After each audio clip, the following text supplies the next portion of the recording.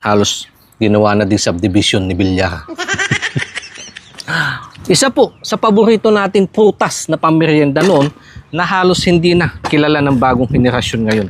Duhat nga po sa Tagalog or Lomboy naman sa aming lokal na dialect, Ilocano. Lalaki. Ay, ang kapal ng kanyang laman.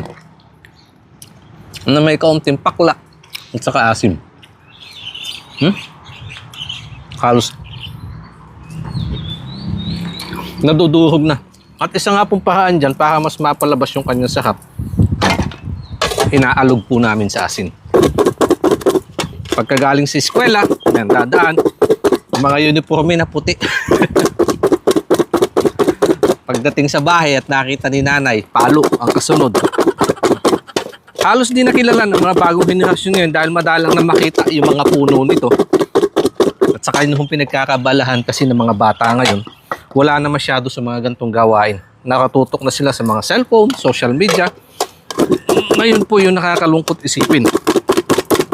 Buti na lang, naranasan ko po yan. Ayun, yung naalog na halos natatanggal na siya sa kanyang laman. Na buto. Ang sarap. You know?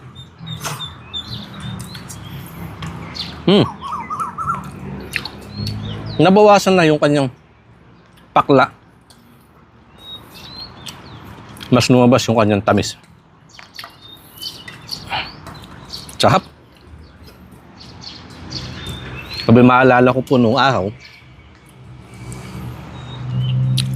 pag-uwi, kung sino ang pinaka-purple, yung bibig, ibig sabihin siya mas madami nakain, siya ang panalo.